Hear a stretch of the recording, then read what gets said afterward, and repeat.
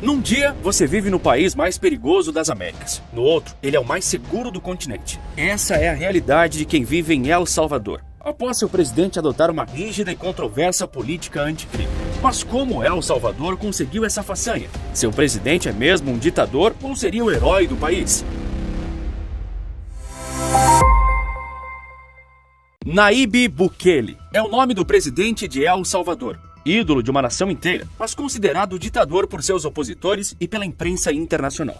Ele chegou ao poder na pequena nação situada na América Central em junho de 2019, mas já fez mudanças revolucionárias num problema que parecia insolucionável. Infelizmente, a América Latina como um todo tem graves problemas com altos índices de criminalidade. Nós, como bons brasileiros, sabemos disso melhor do que ninguém. Afinal de contas, é comum que nosso país registre até 60 mil homicídios violentos num só ano. Mortes, roubos, furtos, tráfico e mais uma penca de crimes se tornaram um comum no Brasil. Nos habituamos a viver num país onde o muro termina onde o telhado das casas começa. Em regiões mais perigosas do Brasil, e que não são poucas, todo mundo sabe que os bandidos mandam mais do que a polícia. Em El Salvador era assim, com a diferença de que não era em poucas regiões, mas sim num país inteiro. Nayib Bukele havia prometido mudar isso e conseguiu. Mas isso não foi atingido sem que controvérsias fossem levantadas no processo. Em 2020, primeiro ano de seu governo, já estimava-se uma queda na criminalidade. Inicialmente, os Estados Unidos afirmaram, em tom acusatório, que os índices de violência em El Salvador tinham diminuído por uma razão.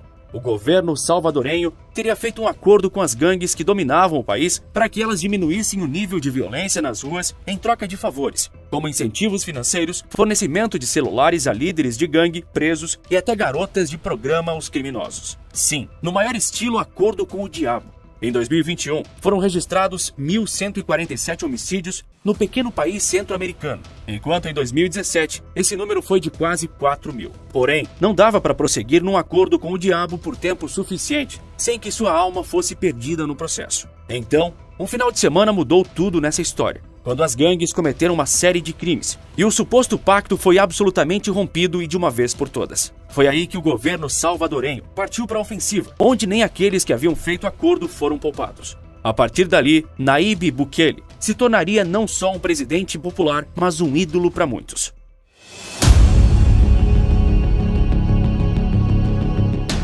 Um presídio com capacidade de comportar até 40 mil detentos, com 10 pavilhões e celas que cabem até 100 presos. Essa é a maior prisão das Américas e um dos marcos do governo de Nayib Bukele, inaugurada no início deste ano de 2023. Uma grande penitenciária para um país com uma altíssima população encarcerada. El Salvador é atualmente o país com o maior número de presos em relação à sua população no mundo, segundo a organização World Prison Brief. As estimativas são de que o país tenha cerca de 65 mil detentos, enquanto conta com uma população de pouco mais de 6,3 milhões de pessoas. Ou seja, 2% da população adulta salvadorenha está presa. Esse dado já era alto antes de Bukele e se acentuou fortemente sob seu governo. Como eu disse, houve um importante ponto de virada nas relações entre o governo local e as gangues no ano passado, 2022. Até o princípio daquele ano, o acordo parecia vigorar bem. Apesar da violência ainda persistir, estava em patamares menores, o que já era um alívio para quem cresceu acostumado à barbárie. Porém, algo mudou há mais de um ano atrás. As gangues voltaram a ser violentas. Em apenas um fim de semana de março de 2022, El Salvador registrou 87 assassinatos.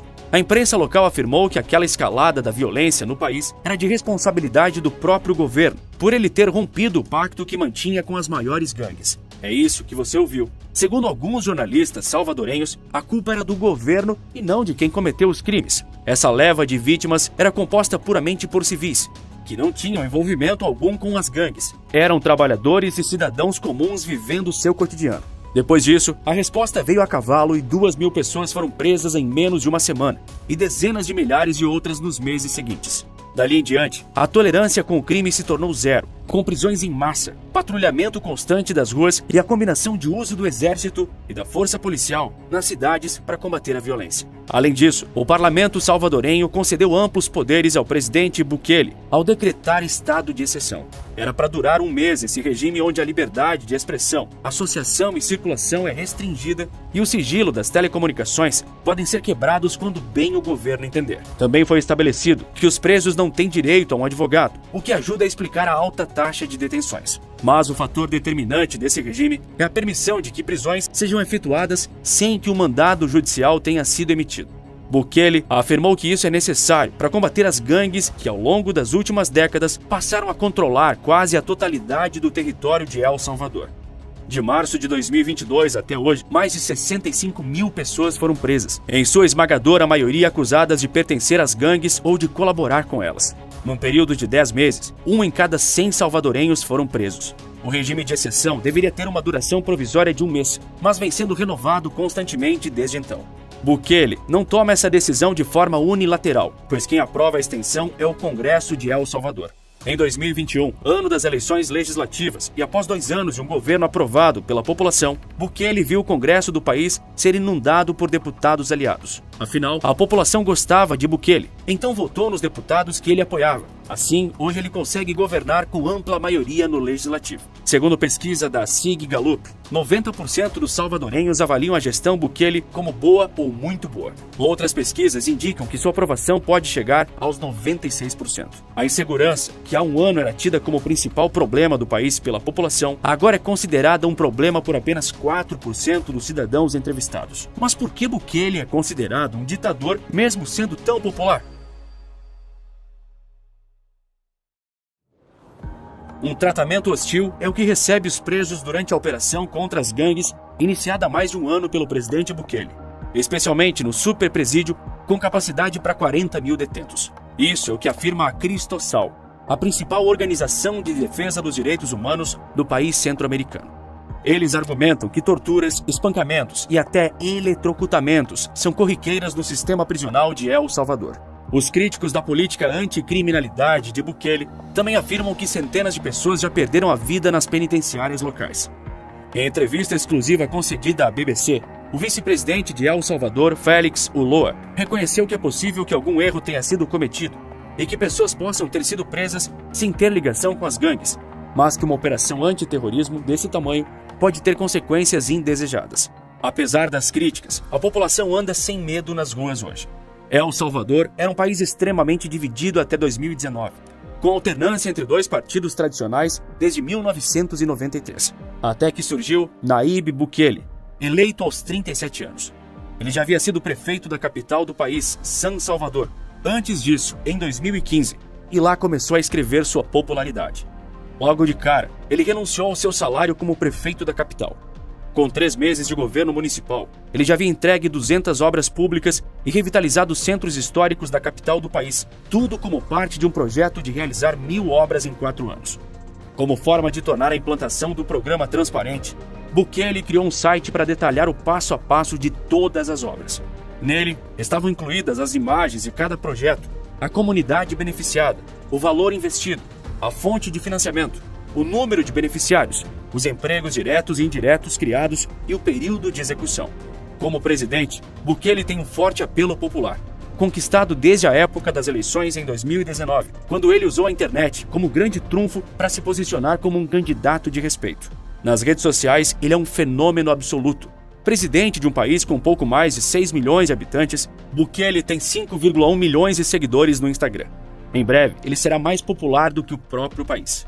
Bukele já se tornou uma forte figura política na América Latina como um todo, com comentários em seus perfis pedindo para que ele, de alguma forma, vá salvar outro país da região como fez com El Salvador. Ele tem ciência da própria popularidade, pois sendo formado em publicidade, tem amplo conhecimento de como a máquina de propaganda virtual é a mais poderosa já criada.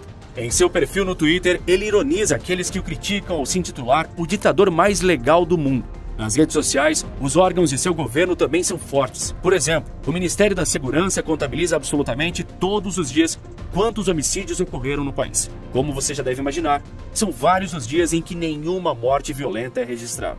O programa de combate ao crime do presidente salvadorenho não para nem por 1 minuto.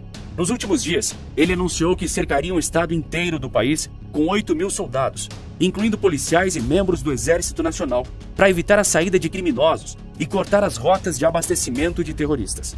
Os cercos militares às cidades ocorrem desde o ano passado, para desarticular as facções que controlavam boa parte do país. Mas essa é a primeira vez que um estado inteiro fica sob cerco.